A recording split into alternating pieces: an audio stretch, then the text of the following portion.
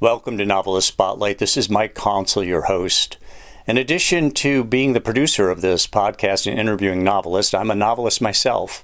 I've written 4 books, 3 novels, and 1 short story collection. In the episode notes, you'll find a short link to my Amazon page and all 4 of those titles. Now, on with our program.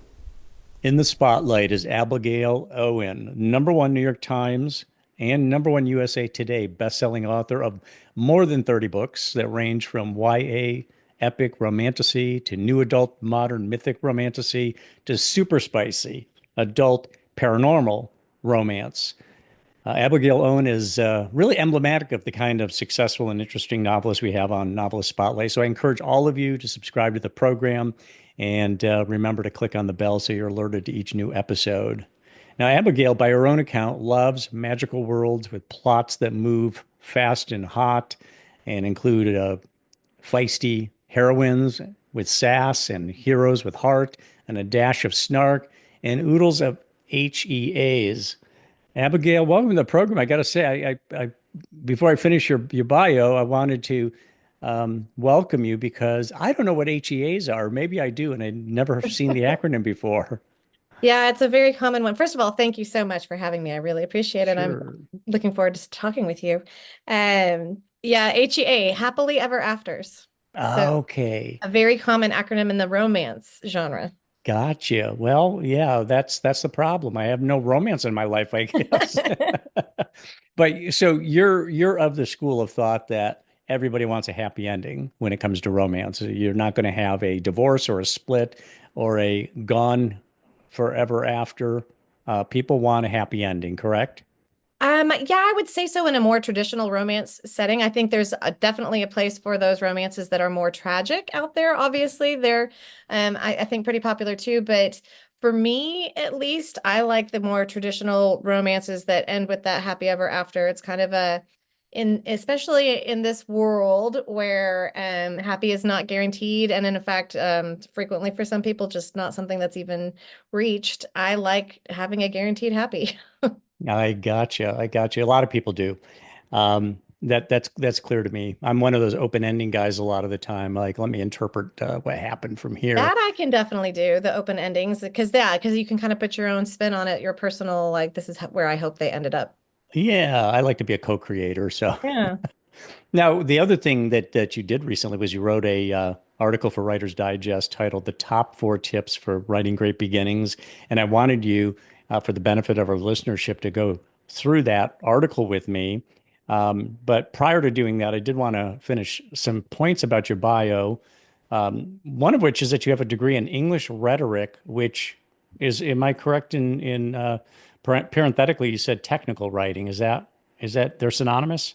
Well, they're not synonymous. It was a degree that I got from Texas A&M, and at the time it was a brand new degree that was kind of aimed at technical writing. So I had a lot of technical writing, technical editing classes, but there was also the rhetoric aspect to it in terms of studying what I call a lot of dead Greek guys. Um, because it was looking at the power of language to influence or educate or instruct people, which then, influences how you do the technical writing side of things. So technically it's an English rhetoric degree. Okay, okay. But you did technical writing for years, is that right? No, I ended up getting the degree and doing an internship with it, and but not getting any official degree or any official jobs in the technical writing space. I used it in my jobs a lot because I ended up in the tech industry, but I was a business analyst, so I went the opposite way with numbers and I spreadsheets. see. Okay, because And it does then say, yeah, more than 15 years you were in various tech and business related various tech and roles. business, yeah, all in the business analyst, and well, and also in like HTML and kind of I was in like a website startup um in the late 90s, early 2000s, before they had that tech bubble bust. So yeah, kind of all over in tech, and I used the technical writing stuff to write a lot of manuals for what I did as a position, but not actually in any official technical writing jobs. Interesting, but I was going to say that wow, technical writing is such a departure from creative fiction writing. But you weren't actually swimming in that sterile language. I was thinking maybe you were, and it drove you to write fiction just to get your yayas out. But I was always a fiction writer. I didn't think I could make money. I didn't think it was a practical way to support myself. And I will say that through the years, it took a long time to get my writing to a point where it could have supported me in any way, shape, or form. Um, so from a practical standpoint, for me personally, at least, that ended up actually being pretty true. So yeah, it was like my way of being able to say, let's take words and make it practical. I get it. Okay. So you're in Austin, Texas now with Yes. a husband and teenage children. Yep. And are you a Texan from birth? Not from birth. I was born in Colorado actually, but my dad's side of the family is from Texas way, way back several generations. And then my mom's side of the family is from the East Coast actually. So you went to A&M, you're an Aggie. Yeah. Um, Pick 'em. and the choice of A&M came about for what reason? I'm a fourth generation Aggie. So it Okay. goes back all the way to my great grandfather who was class of 1912. Then you went to get your MBA at Cal State, Mhm. Sacramento, Cal State University, Sacramento. What your MBA was emphasis on marketing or on finance? So we didn't have an emphasis. It was an EMBA, so more on the executive management side of things. And I got it because I was the tech area that I was working at the time was for Intel, and because I Mm, didn't have a business degree, I was doing so much business related things, I felt like I needed to add the business degree to it. And I loved getting my MBA. It was one of my favorite things I've kind of done in my life. But what I learned was that I think I was about 6 or 7 years into my working at Intel at that point when I got the MBA, and I realized that 6 or 7 years of working at Intel really was a practical MBA. I'm sure. I mean, Intel was a powerhouse at the time, right? I mean, today it's struggling and it's got some other chip makers that are eating its lunch. Yeah, there's always competition coming. I loved working for Intel. I just had a fantastic job doing business analysis, and it was just fascinating to watch them. And I was there like as the cloud was becoming a thing, and watching servers and get Mm. Hmm. yeah, so it was a really, really cool job.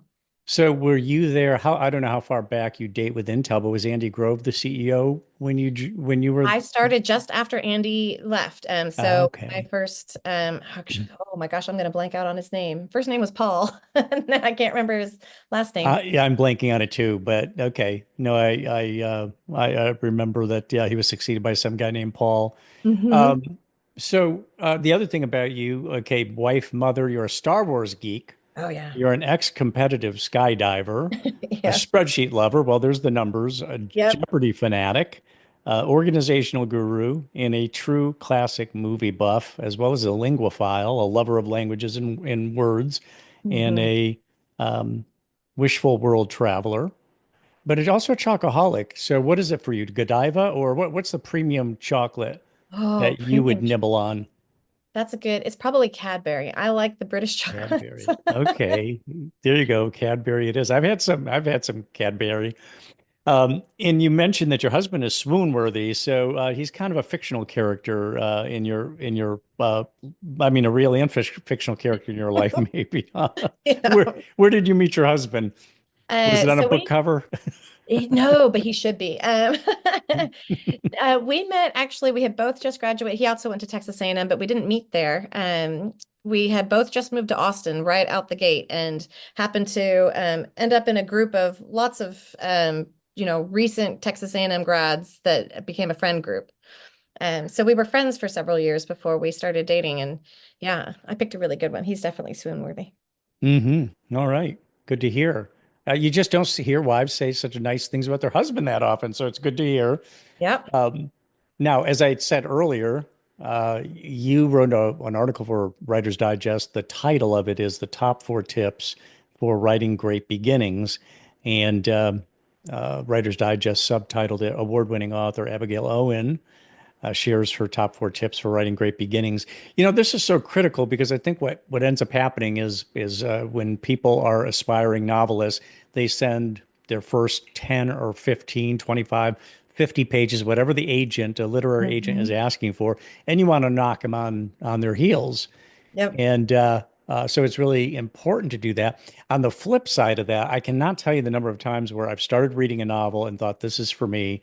It was just rock and roll in the beginning. Yep. And after those first 25 or 50 pages, it Just a really little bit. slumped a lot. Yeah. What happens? I mean, we'll talk about the beginnings, but what do you think happens at that point? Is it just that everybody puts all their elbow grease into those first 50 pages, and after that they kind of go they I'll tell you what I see happening or what I feel happening, Mm. and I wanted your input on this. Um, it feels like it just kind of reverts to the plot, and it's very plot driven, and it's more procedural. It's more place to place to place instead of being writing that is really artistic and really makes the heart soar. Yeah, I think part of it is that, people spend so much time on the beginnings. I would also say that when you go through, like, I've been through so many workshops, so many things on writing that are like they give you the major things that you need to do in each section of the book. Almost all of them from about the 25% mark to about the 75% mark are like just have fun. So like from 25 to 50 is like fun and games, and that's it. There's no other suggestions on what to do. And then from 50 to 75 is like, bad guys close in. And it's like, okay, okay. But again, no more suggestions. Whereas the beginnings and even the end, there's a lot more points that you want to include of like the hook, then the inciting incident, and then they need to have like a rejection of the, premise. And so there's so many more things that are tips to writers of what to include in the beginnings and the ends than there is in the middle. Um, Yeah, I'm sure. Yeah. yeah, and it's why over time I've looked at every plot technique that I can find and put them into a big giant spreadsheet to give me more brainstorming elements to use for those middle pieces. I'm going to read the first paragraph of that article just to set it up before we get into the 4 tips that you've got here. Yeah. And it goes like this. Let's be honest, in this social media driven world where our collective attention spans are getting shorter and shorter, grabbing a reader's attention is getting harder. Or maybe it's more like not losing their attention is getting harder. So, and there you have it. And your first tip is interesting, as you say, figure out where to start. One of the things with if you're writing a short story or a novel, whatever it is, there's just an infinite number of ways that you can get things started, the way you can phrase it, or the place that you're going to be, or what have you. So there's just, I mean, you're almost like inundated with this incredible infinite number of possibilities. What is your advice? Figure out where to start. Take it from there, Abby. Yeah, absolutely. So with the beginning, like you mentioned, there's kind of an infinite number of possibilities. And when I first started doing this, I think the biggest tip to myself was that if I feel confused, or like my beta readers or initial readers of a book feel confused at the beginning, that means I started too late, like too much into the action. And if they're bored or I'm bored, then I'm starting too early, like I'm just giving too much info dump.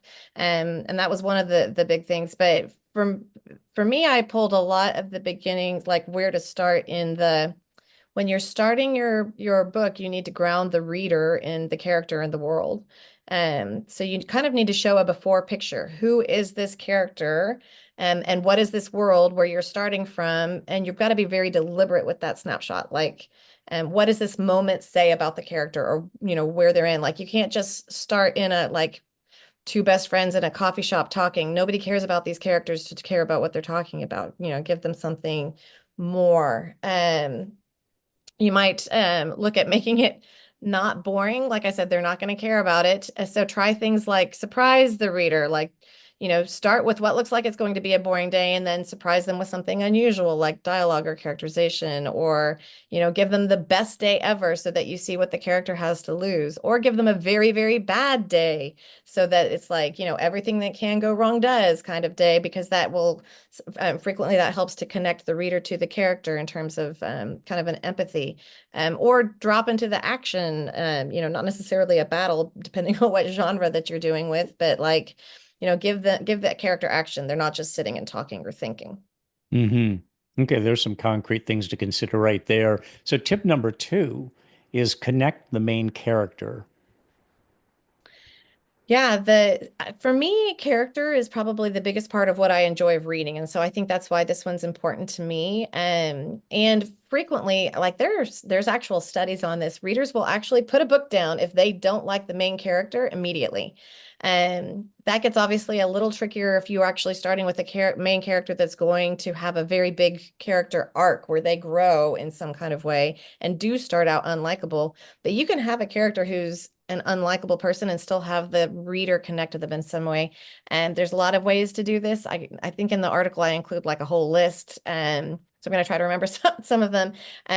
Some of it's like giving the main character a very compelling voice, like their personalities just through dialogue, through short bursts of internal monologue, that kind of thing is big. I can read them off to you. That then Oh the yeah, that would be second one great. is create complex motive, because I've got the article in front of me. Okay, yeah, yeah. So create complex motivation.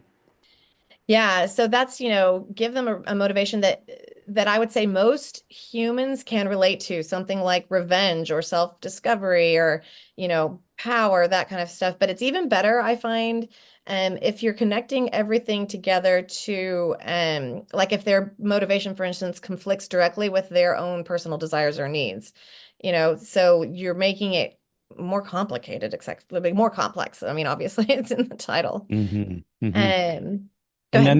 And then you say to give them a fatal flaw, which is interesting.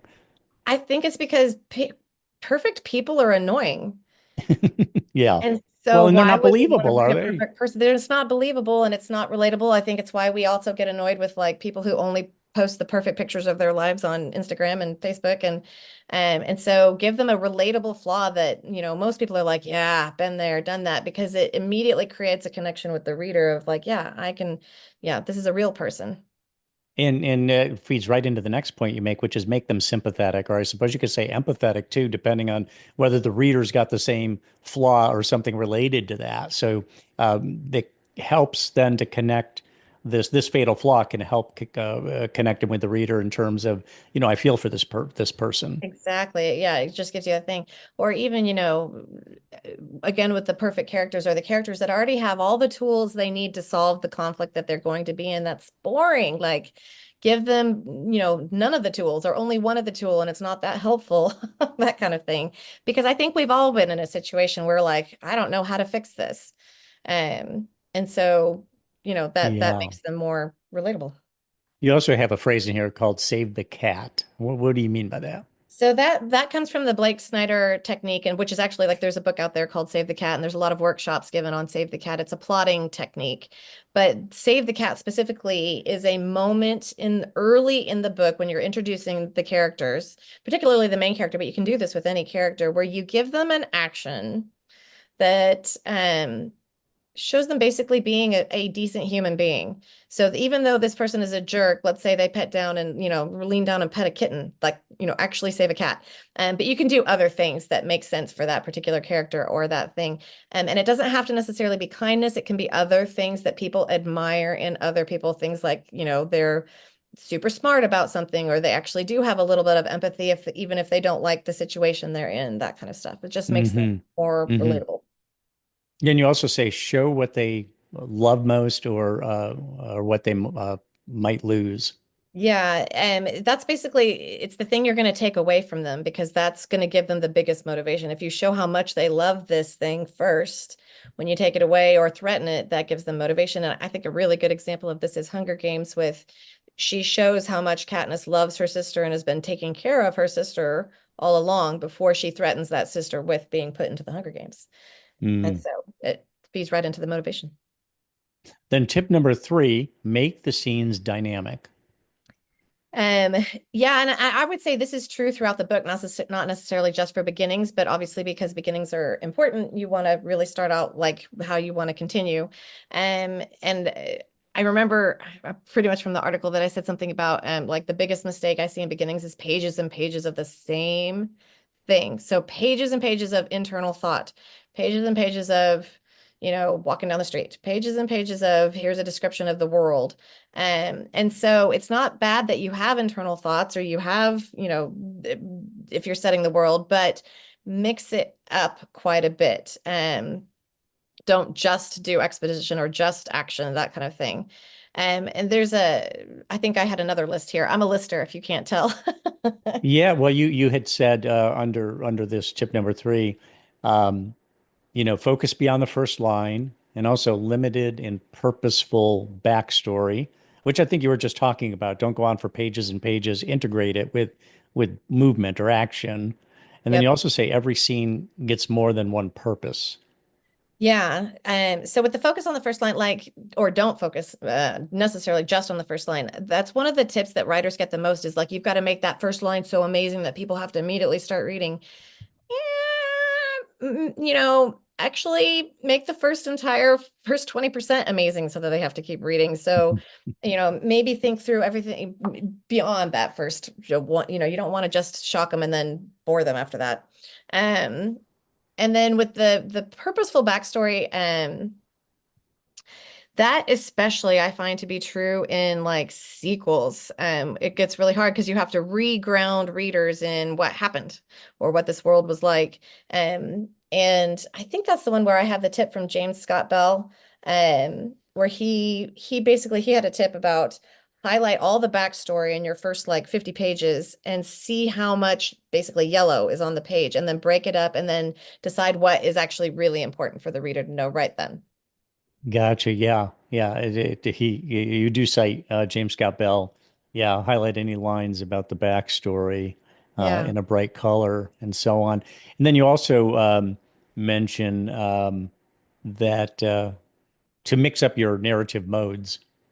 Yeah, so like that, I think that's part of the, don't do the same thing for pages. So you want a mix of um internal thoughts with descriptions, and then like a dialogue, and then an internal monologue, and then some action, so um the metaphor I use for this one is, think of playing the piano, like if you hit the same note over and over, it's gonna that tune's gonna get boring, they're gonna tune you out pretty quickly. But if you're so you want to play a lot of different notes in a way that like comes together.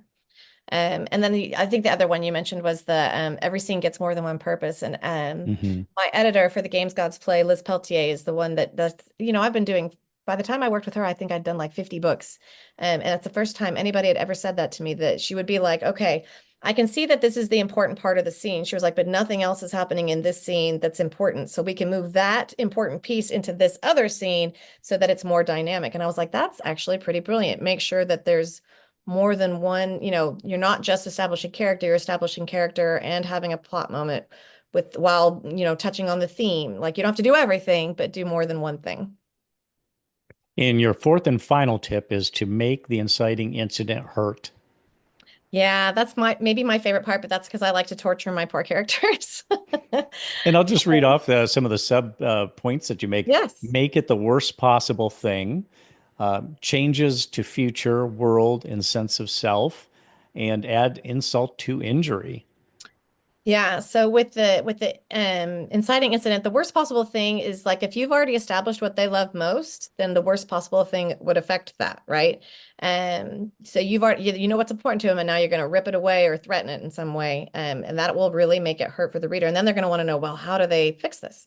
And then the changes to future world and self, like if you've established that fatal flaw, was it how did that impact that? Like, did it actually do something to kick off the inciting incident? Or, is it getting dealt with there? What are their motivations? Like, how does it tie to their backstory? What's going to change about their life?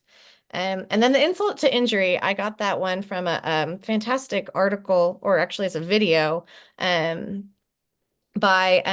Pandemonium, that's just on beginnings in general.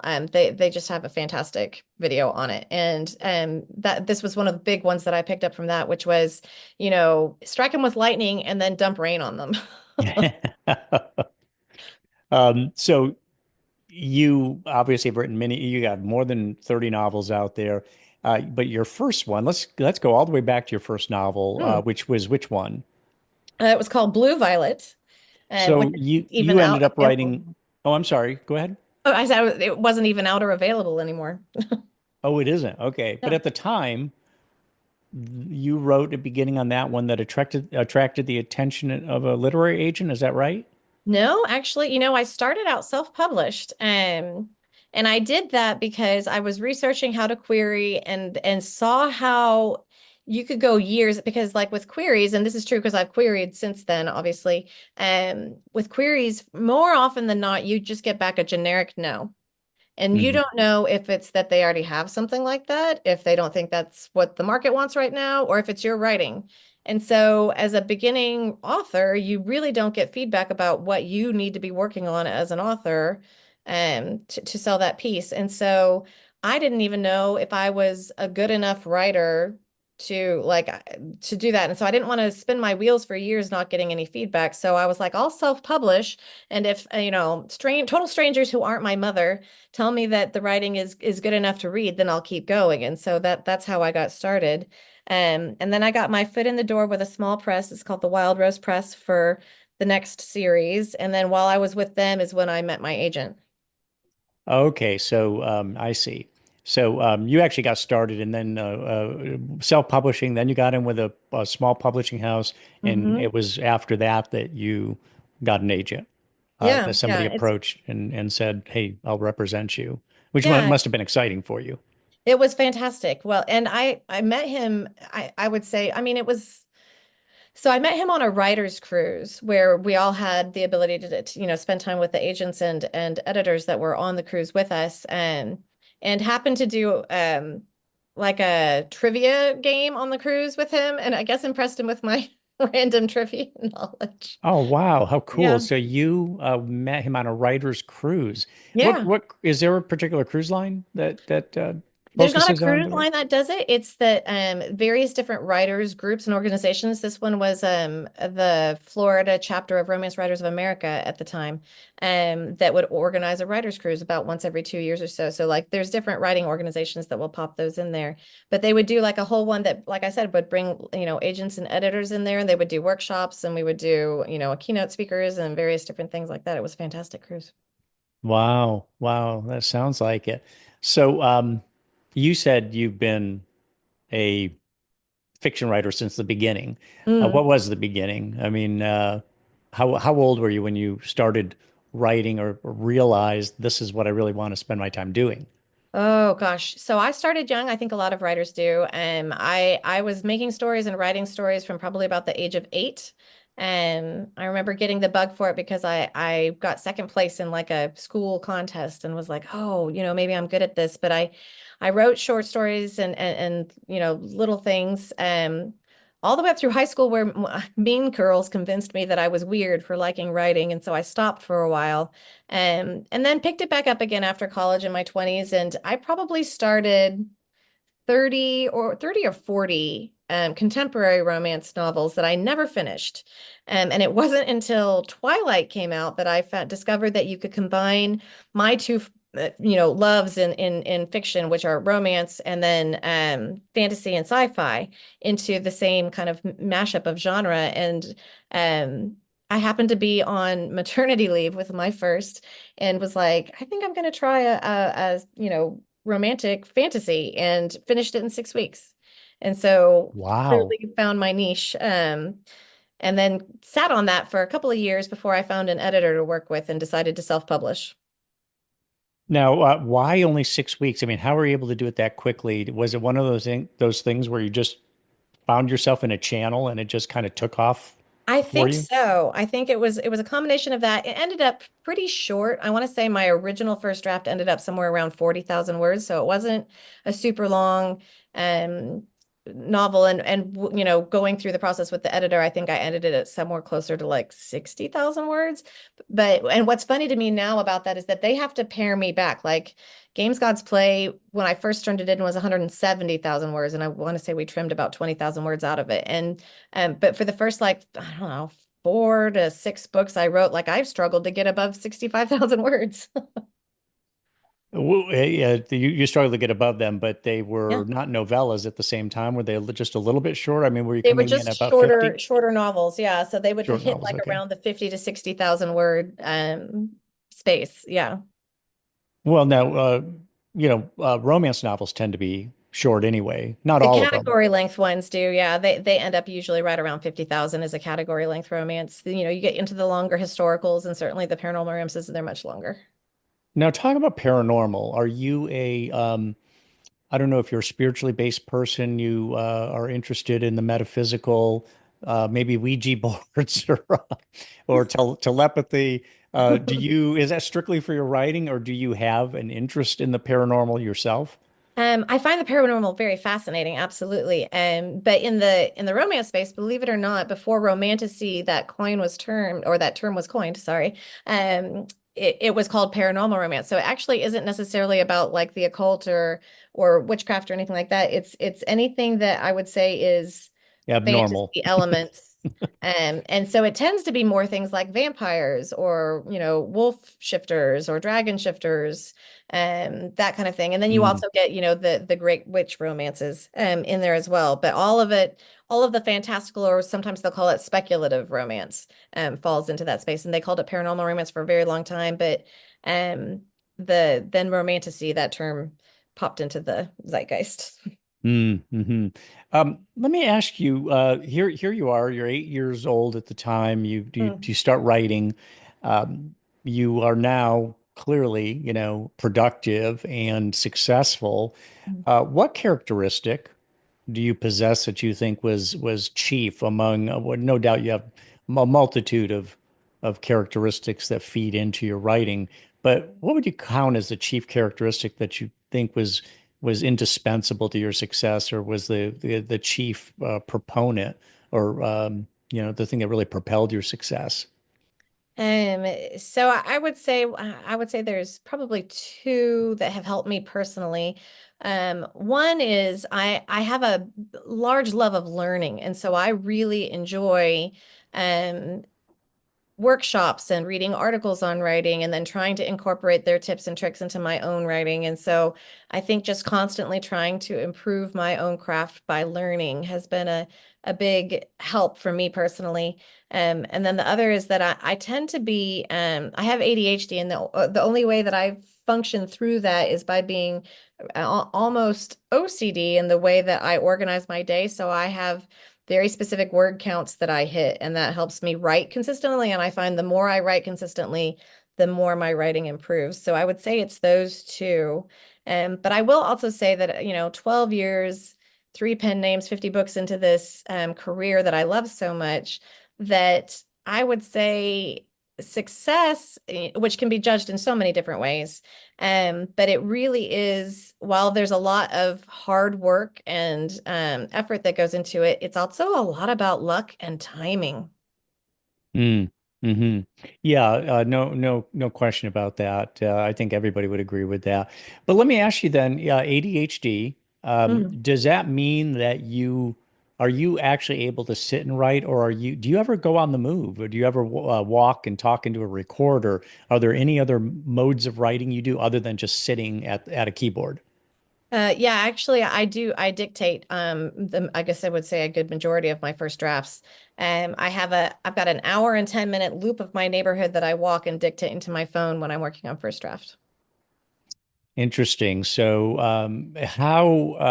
when you're doing that, is it sort of here's a phrase, a sentence, a paragraph, and then you're walking for a while as you continue to cogitate on what you're working on, and then more comes? Or do you try to do the Julia Cameron method of just laying track and doing kind of a stream of consciousness sort of thing? No, I find that I dictate really what ends up being the core of the scene. So I try to get as much in there as I can. What's nice about it is that so usually with that amount of time, I'll get somewhere between 12 and 1600 words, and my goal tends to be usually about 2000 words for the day. When I get home, I'm just dictating into Word on my phone, like the Word app on my phone. And it's the dictation isn't great, so it needs a lot of cleanup, but what that allows me to do is kind of an editing pass where I'm cleaning it up and then I'm fluffing as I go and adding more things. So by the time I finish every single scene, I've really done not only a first round, but like a second and sometimes third round on it. So it's pretty well edited by the time I finish the book itself. Oh yeah, I would imagine.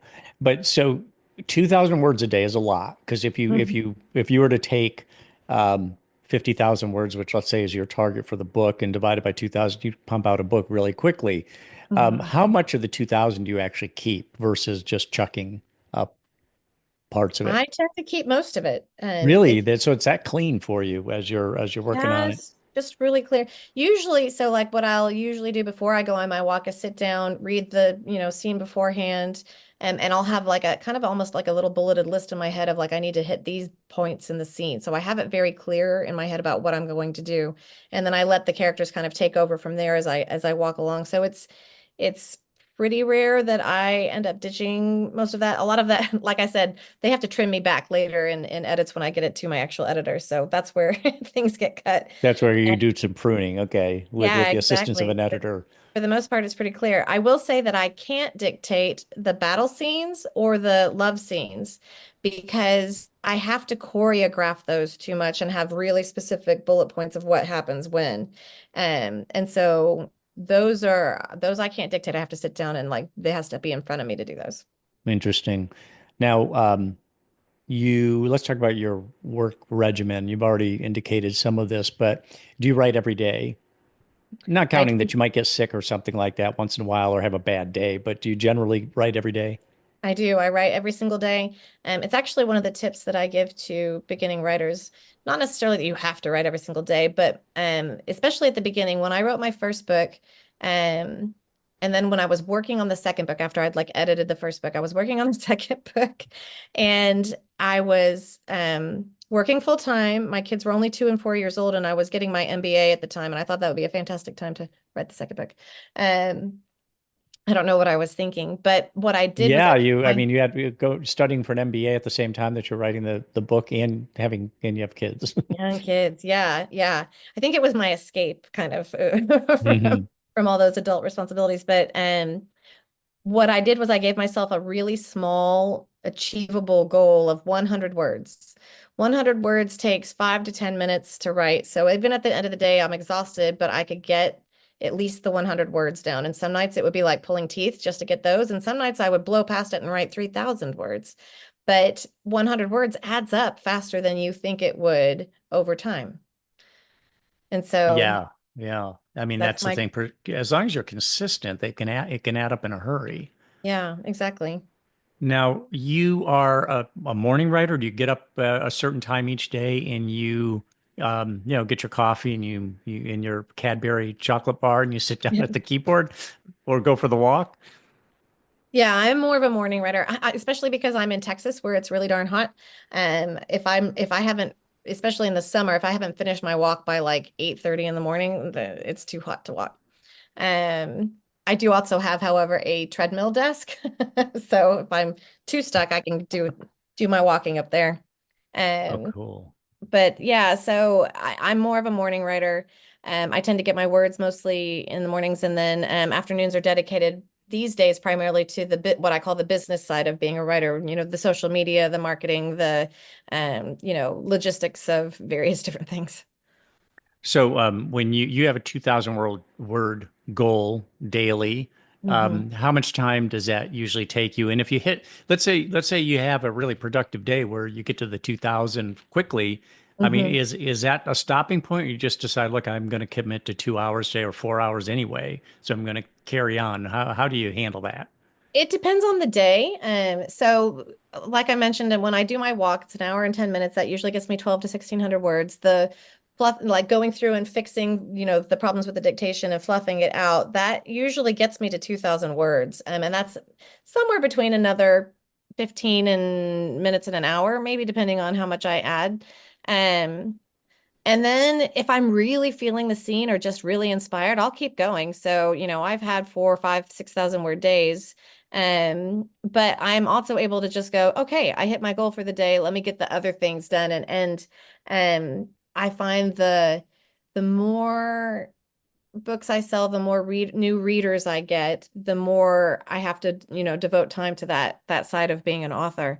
And so I would say more often than not, my day gets to stop at the 2,000 just because I've got to get all the other stuff done. So you mentioned that you also have, yeah, the other stuff, including marketing, social media Hmm. postings and marketing.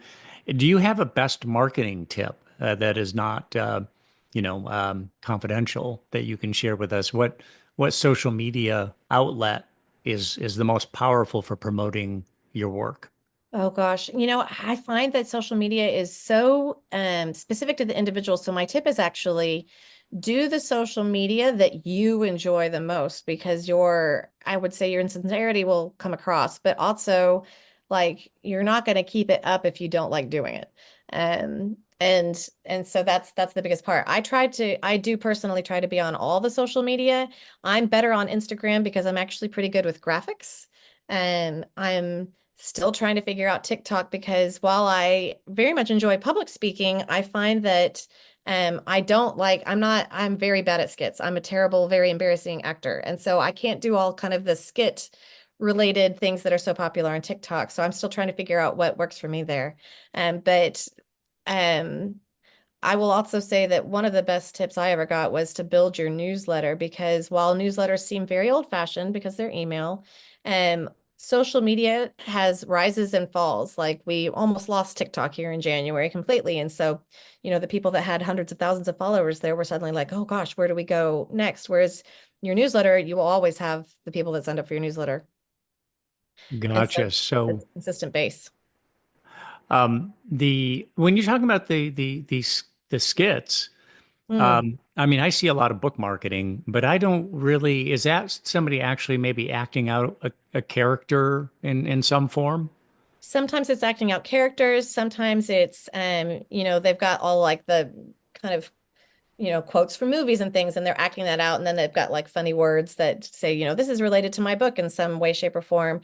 Um, I can tell you, so like I'll give you some specific examples. So Hannah Nicole Mayer, who wrote Assistant to the Villain, she does these fantastic skits that are her characters from those books that are just hilarious.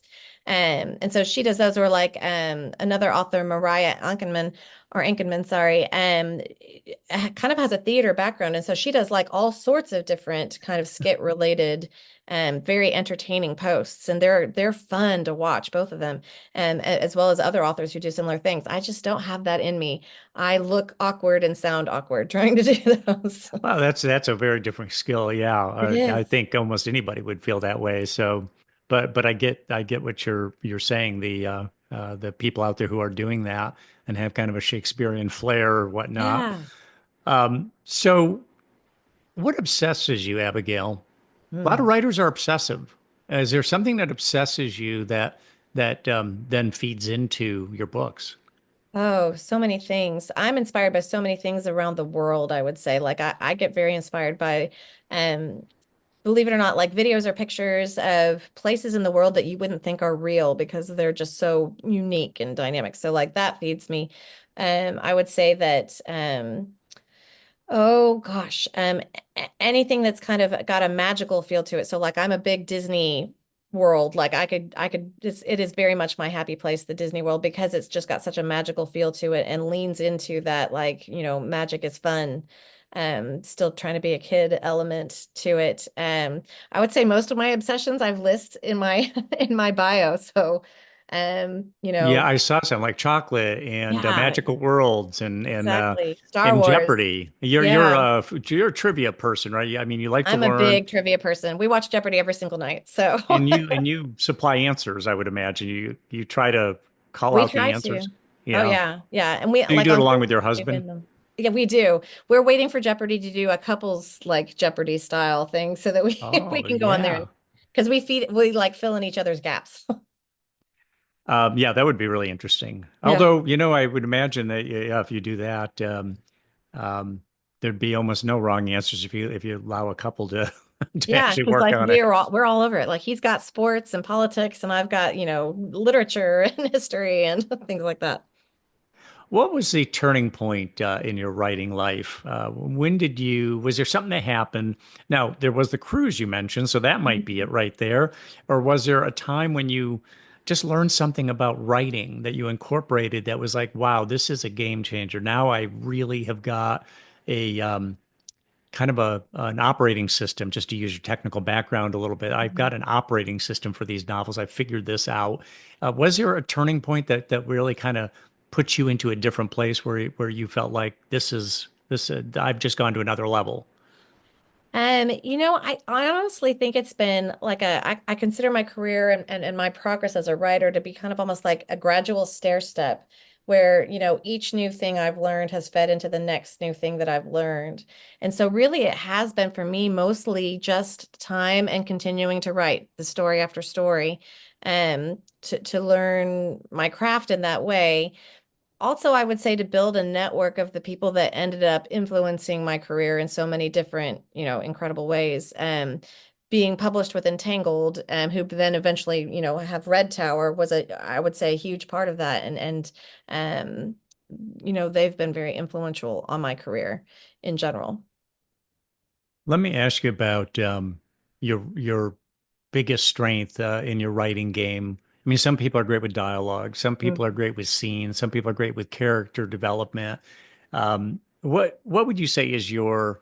And I know you create magical worlds, or Mhm. these fictional or fantasy or magical worlds. Um, if there's one aspect to your writing game, as I call it, just using a little bit of a sports kind of prism, what would you say is number one? For me, number one probably is the world building. I think it's because I love it so much. It's one of my very favorite things to do as a writer, and probably one of the things that made me most inspired and really made give me a love for fantasy in general. And honestly, that all started with Star Wars, like the original movies. I could just they were just so vivid and so fascinating to me, and so that element is what I really enjoy the most. Although I will say that it took time to build that muscle. So, like with my very first books out the gate, I want to say I was maybe four or so books in when I got a review that was like, she'll be a great writer when she figures out the world building. And at the time, I was like, does it really matter what color the couch is? Like, what the heck? And so it took another few books for me to start to be like, oh, this kind part of the world building. And then it became almost an obsession. I love putting in the brush strokes that make a world feel not only real, but like fascinating and a world where you would really want, like, I want to live in this world. Well, this part, you mentioned this part of the world building. So what was that epiphany? Was there, can you be really specific about it? I'm not even sure, honestly, because it wasn't like a specific workshop or anything that really triggered it. It was, I think, again, it was the practicing it over time. And then after I got that review, like I focused more honestly on, okay, like what could I make added to the world? And the more I added, the more I was like, oh, this is cool. And then I would start to get feedback about, oh, great world building. And it was like, oh, even more fun. Like, so it for me, it really was just the practice over time. What is the greatest compliment you've ever received from one of your readers? Do you recall Um, a particularly great compliment you received? I would say it's when readers tell me that, and it's in a couple different ways that they pulled me out of I pulled them out of a book slump. Like I couldn't, haven't been reading in a long time, and I finally read your book, and it made me love reading again. I think that one always just, really to me is touching. Especially recently, with my character of Lyra in the Games Gods Play, while I don't say specifically that she is ADHD or autistic, she's very much based on both me and my daughter, and we're both diagnosed both ADHD autistic, and so I put a lot more of mine and Val's, both of our quirks into that character, and so I get I get a lot of ADHD and autistic readers who were like, I see so much of myself in this character, and it was so great to where the book itself isn't focused on them being an ADHD autistic character. There's just, this is how a character like that would navigate this world. And so I think to me that's being able to connect with other readers who live in that space also has also been just a huge compliment. Boy, pulling somebody out of a book slump, that is huge. That's quite a credit. What about the emotional rewards of writing? What for you? Because writing is difficult. I mean, anybody who sat down, I mean, everybody, I have said over the years, everybody feels like they have a book in them someday. There's a book they're going Mm. to write until they sit down and try to write even a few sentences. And then it's Yeah. like, I have no idea what to do. This is not for me. I'd rather Yep. be eating chocolate or whatever. Um, and yet, you do this daily. When you finish a product, when you finish a book, or just have a great day writing emotionally, what's the reward? Um, I think it really is just the dopamine hit that you get from doing something that you love this much. Like this really is such a huge passion. I'm very blessed to be able to do this every single day and then get to talk to people who also love, this space of romantasy, reading it or writing it.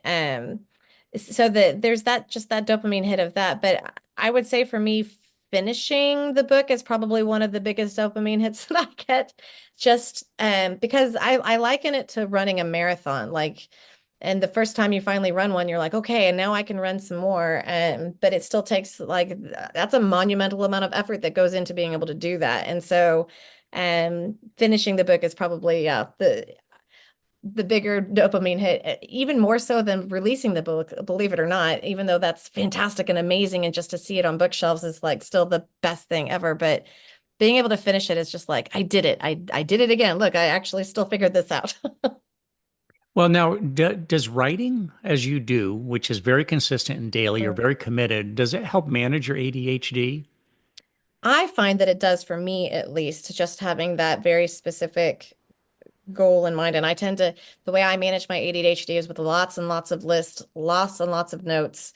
And then, yeah, just kind of almost a regimented approach to my daily life of like, here's what I'm going to get done today.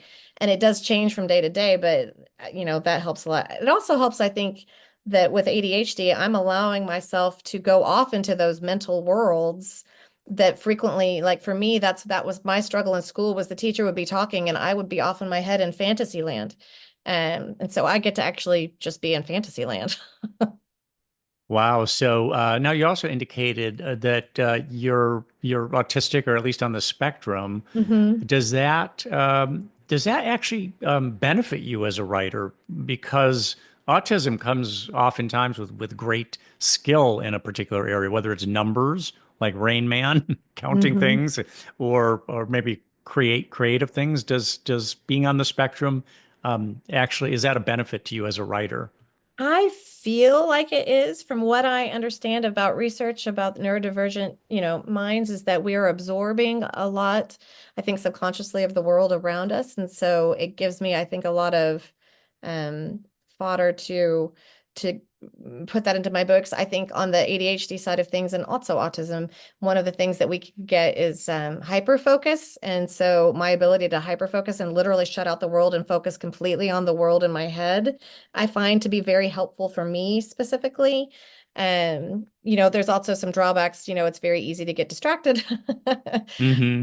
and go down lots of rabbit holes and lots of chasing of squirrels. But those I think those elements help a lot. And I will say that at least my observation now that I've been in this industry for 12 years and I have a lot of author friends, is that at least in the creative spaces, a lot of us are neurodivergent in some way. So there's something I think about neurodivergence that feeds a creative mind. Mm. Hmm. Um, Interesting. So, how do you think your writing will change as you get older? You're still a young woman, but as you get older, if you look down the road, 20, 25, 30 years, Do you have any sense for how your writing might change? Maybe based on how it's changed over time so far. I realize this Mhm. is a difficult question, but um, I wonder if you have any, you suspect uh, how your writing Something. might evolve as you know, move into later years. Well, I can definitely see because like a lot of my own life personal experiences feed into situations that I put my characters in or the way that they react to them or, how they're approaching them. So for instance, when my kids were much younger, there was a lot more, I would say, funny moments from somebody who had young kids that fed into, those things. Or, I'm very protective of children and animals in my books. And I think that came from being a mom. So, as my kids, go out into the world and eventually, I've got, grandkids and those life experience was, I think will certainly inform how I approach storytelling in different ways. I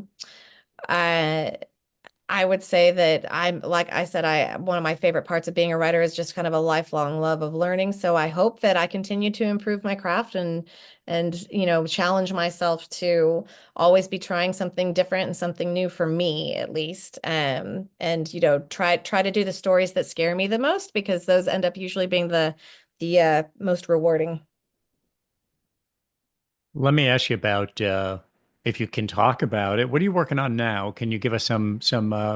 I'm sure you've always got a novel going. Always. What can you tell us about what you're working on now? Working on a couple different things right now. I just finished the first draft of book 2 in Games God's Play, and so that's with my editor. So I'm waiting on the first kind of big round of edits from them on that any day now. And so while I'm waiting for that, I'm working on a short story that will be kind of a prequel to my Dominions series. I like to kind of return in small bursts to some of the worlds that I've created in the past and bring readers, here's a little extra side story. So I've got one of those going. And then I'm brainstorming at the moment, kind of the next project, because like I've got games is going to be a trilogy. So I've got one more book to write in that space that I'll probably start this summer. And then I have some spin-off ideas that I want to do with that, but I also like to tend to have lots of new projects going. So I'm brainstorming. I've got, I don't know, probably 4 or 5 things that I'm about to pitch my editor. When somebody asks you what you do, I'm sure you say I'm a novelist, and Mhm. they say, "What kind of novelist are you?" How do you describe yourself? I call myself a romantasy novelist, I'll say like a lot of people outside of romantasy don't know that term, so I'll say that I'm a romantic fantasy writer.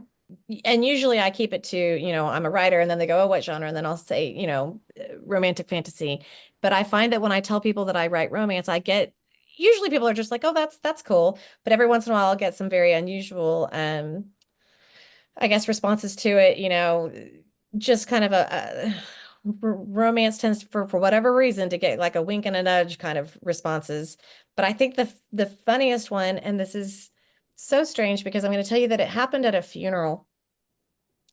And it was in the, kind of the reception where you have the meal afterwards, and the minister who had done the funeral sat down next to me and was just chatting and asked what I did. And I said, "Oh, I'm a writer." And he said, "Oh, what genre?" And I said, "Romantic fantasy." And he was like, "Oh, romance." He said, "There is a lot of erotic romance in the Bible." And I was like, that's the best response I think I've ever had from a minister about what I write. Did he actually cite some things? He said particularly the Song of Solomon.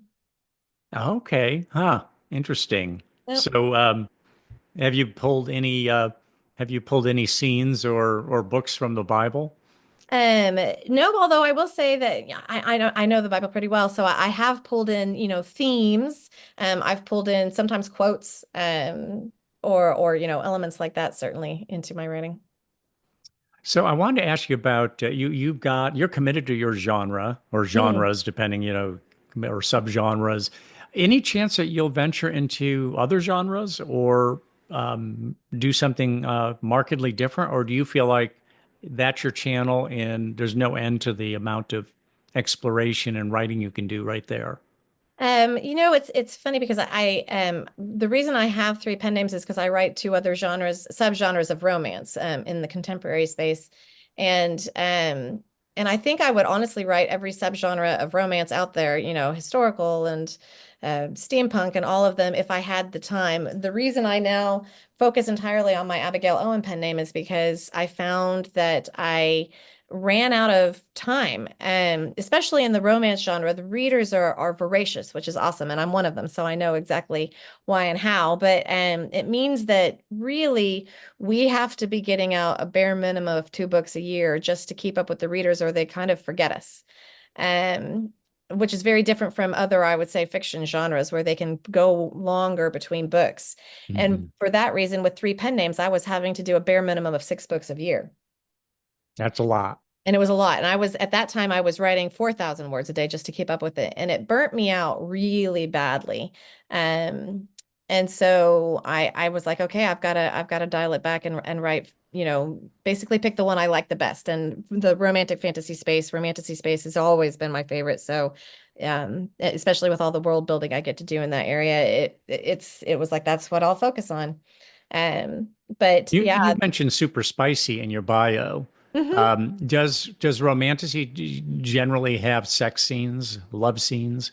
For the most part, I would say it does. I would say you really get kind of a range of spice across anything that has romance in it. So you can have, kind of the super sweet where there is no love scene, or if there is, it's off page. We call it closed door love scenes.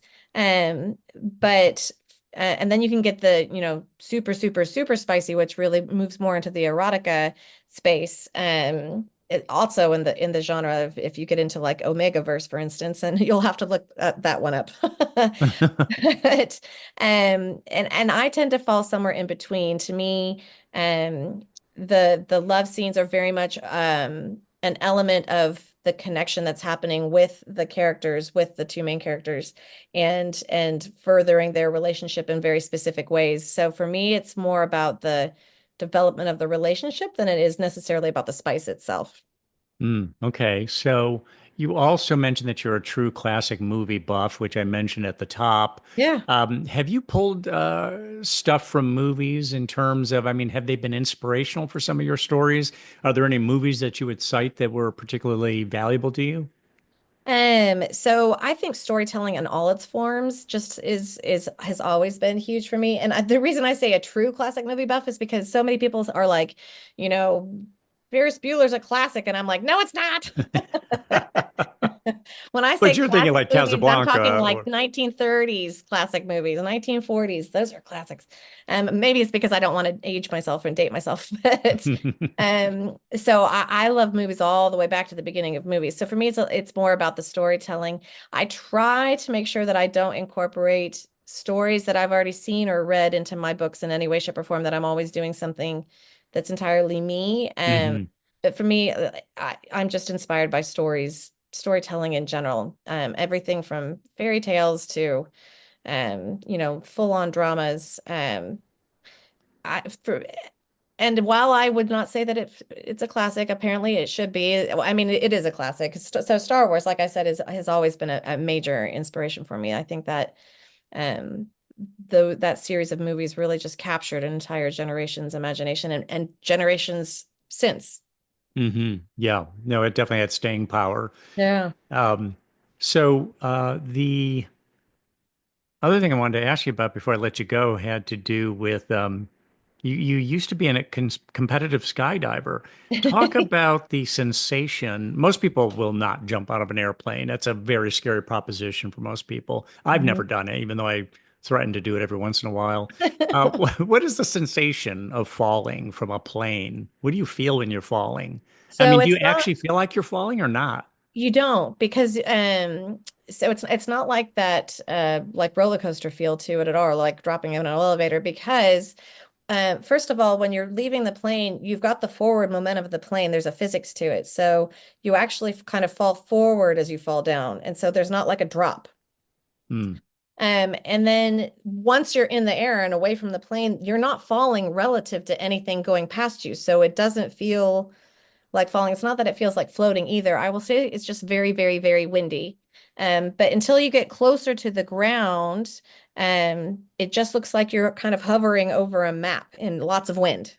And really, and then, when you get closer to the ground, there's this thing called ground rush, which is like you can feel the ground kind of coming up at you. And that's when that feels more like falling, I would say. But it's one of the best things I feel like I ever did. Just I recommend everybody skydive at least once just for the experience. It's amazing. Why do you say it's one of the best things you've done? I think it just gave me, believe it or not, a certain sense of confidence because I jumped for years, hundreds and hundreds of jumps. I was not, I would say, like I put competitive skydiver in there because I did competitions for years. I was certainly not top tier, like up there with, the Golden Knights or Arizona Airspeed. Like they're amazing, and I was not that level, but like it just gave me, I think that experience of doing something that takes a certain amount of skill and also a certain amount of guts. Maybe it just gave me like a certain amount of confidence that I had lacked up until that point. It just gave me such a different perspective on the world, having that experience. And were you headed for a target? Is that what the competitive part? You had to hit a target No, on the although that ground? is one of the competitions is landing accuracy. My competition was it was formation skydiving, which doesn't mean that you're making like pretty formations. It's that they have a specific set of formations for the season that you and your team members, I did what's called four-way. So I had me and three other folks would jump from the plane together, and then you're timed from the second you leave the plane, for 1 minute usually, of falling to do the formations that they draw from a hat. So they draw, say, 3 or 4 formations, and you do those 3 or 4 in the order that they drew them over and over and over again in the minute. And each formation is a point. So you want to get as many points as possible. Interesting. One more question for you, and that has to do with no doubt you have seen that so many writers now, with streaming services like Netflix and Prime Video, so many authors, so many books have been turned into TV series or Mhm. movies. Um, have you had any inquiries along those lines? Is your agent working on such things? And even and beyond that, even what have you watched on, say, Netflix or Prime Video that falls into your genre that you thought was well done? Yeah, good question. Like, it would be incredible to see some of my work go into TV or movie. Like that's, believe me, like a pinnacle dream come true thing for me for certain. I have had inquiries. I've had some nibbles and talked to various different people from various different I would say media platforms. So far as I'm aware, we're not into any, specific negotiations. But again, that would be amazing. Um, because I watch a ton of stuff, I would say there's what I've loved is seeing so many more fantasy series come out, and I think certainly Game of Thrones set the tone for that in a very big way. But because technology has allowed us to do all of these incredible things from a visual standpoint, that's really amazing. And I love the streaming element of it because I think, especially in the fantasy world with these books that are multiple books, that by being able to do it in a series rather than a movie, you get to explore so much of that, more of that world than you would necessarily with movie. So it's been fantastic to see, like, the Wheel of Time and the, Shadow and Bone. And I know that they just picked up Quicksilver. I think I saw that announcement. I'd love to see Fourth Wing come out. That'll be amazing. So it's I think such a fun time in the TV and movie space right now in the fantasy. Mhm. Yeah, yeah. Well, Abigail Owen, thank you so much for coming on the program. Appreciate your time and your insights. Oh, thank you so much for having me, but this has been lovely.